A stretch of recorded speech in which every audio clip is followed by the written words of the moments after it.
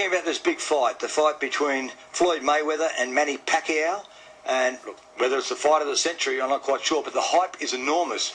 So we are very honoured today because we've got in studio Paul Upham, one of Australia's best, if not our foremost boxing commentator from Fox Sports. And we've also got someone from a perspective over there in the States, an eminent person to comment on this upcoming fight, Steve Farhood. So, Paul, welcome, and you tell us all about Steve, and let's get into the fight. Oh, it's great to be here. Let's rumble. Let's rumble. It's great to be here, John. And look, I thought we've got to go to the most respected boxing commentator in the world. As far as I'm concerned, this man's been the top of boxing journalism for 40 years. He was the editor of the Ring magazine, the Bible of Boxing, and he started up the successful KO magazine. And for the last 20 years, he's been a successful US television commentator. He's with Showtime now, the Showtime Network. And Steve Farhood, it's a pleasure to work here to Sydney Radio. Well, thank you so much for having me. It was hard to live up to that introduction, Paul. Now, look, Mayweather and Pacquiao. The reason I wanted to talk to you, Steve, is because 40 years in boxing, you've had your finger on the pulse. You've been to all the big fights. How does it compare for you, feeling the way Mayweather and Pacquiao is leading into this fight week compared to those other big fights that you've been covering? Well, it's a very interesting comparison because obviously, economically and financially, this will blow away anything that's preceded it in terms of the dollars that are generated. But that's not the only way you measure a fight. It's a huge fight. It's a huge event. I'm here in Vegas now, and there's a great buzz. But I think we have to put it in proper perspective and realize this is not historically as significant a fight as many that preceded it, particularly fights like Johnson-Jeffrey way back, and fights like Lewis Schmeling 2 and Ali Frazier 1, because those fights had social and political implications, which this fight doesn't have. This is just a good fight between two great fighters who have already established their greatness and have been at the top of the boxing game for 10 years. So, in its own ways, it's absolutely a huge fight that stands with most great fights in history, but it does not have the transcendent qualities that some of the other huge fights have had. Some of the other big fights in recent memory, Sugar Ray Leonard, Marvin Hagler, Tyson Lewis, they attracted a lot of hype, but they wouldn't have had the interest that this fight has got. Would that be a fair summation, Steve? Yeah, I think that's accurate. One of the huge differences, I think, between some of the fights, the big fights of prior years and this fight, is the influence of social media. You know, when you think about Facebook and Twitter and how the world has really gotten smaller and fans are more involved on a day-to-day basis. There's just so many more outlets for publicity and for hype, and we've seen them all with this fight, and I think that's a major contributor. This is really the first super fight of the social media era, and that's a major factor in how big this fight is. Steve, do you think the 5-year delay, the build-up, at one stage last year, a lot of us thought it was never going to happen. Do you think that 5 years has actually added to the hype and the perception surrounding this fight? I do. You know, the fact that some people feel that this fight would have been, in a physical sense, better 5 years ago. Okay, I can understand because the fighters are in their late 30s now. There may be some truth to that.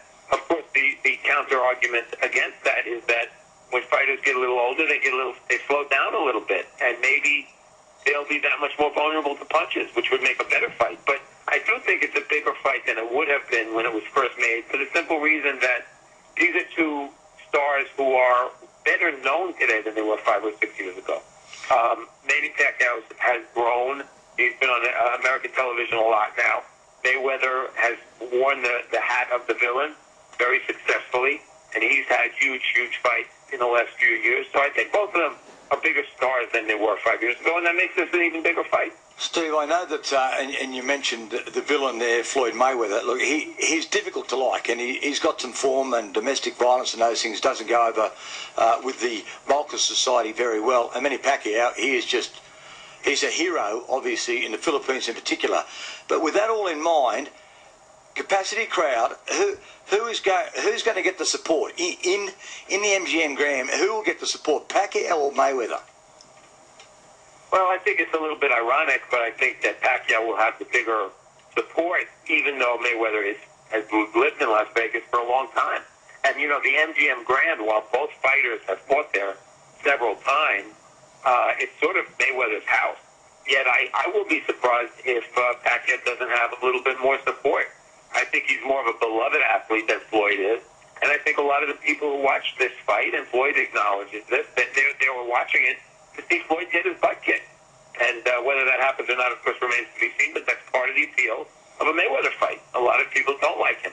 And he seems to cherish that role, and he certainly made a lot of money playing that role.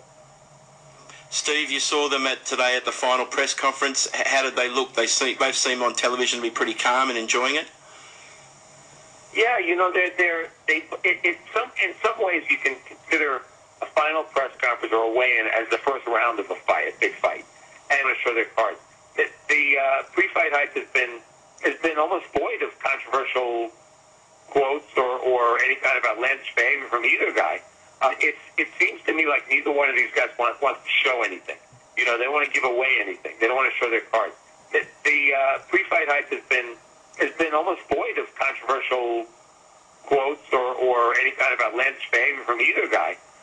We've depended on Bob Arum, who is, you know, full of vim and vigor, to sort of add a little color to this fight in the pre-fight hype. But the fighters themselves have been very restrained. You might expect that from Pacquiao. Usually you get a little more color from Mayweather. And today was another example of that. Very, very controlled, very sanitized final press conference with really nothing for the fans to grab a hold of and say, wow, this is going to be something.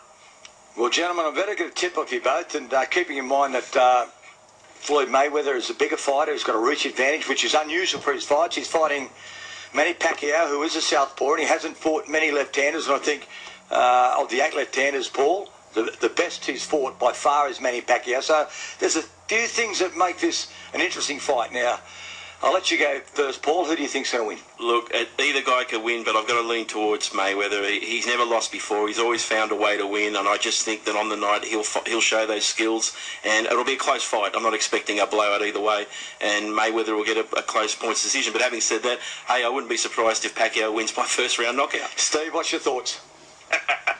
Well, my thought is this. Floyd is very consistent with his effort. He fights the same kind of fight all the time.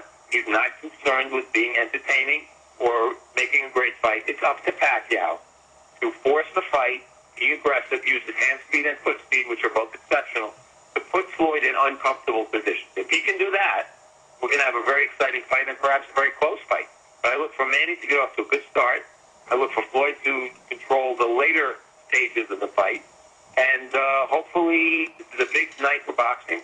And you want the people to be satisfied, so they want to come back for more. Steve Farhood, it's been an absolute pleasure, mate. Enjoy the fight. You're very privileged to be at the... Put me on, guys. Thank you, Paul. Always great to see you, mate. And thanks for your assistance on boxing matters always. Thanks, John.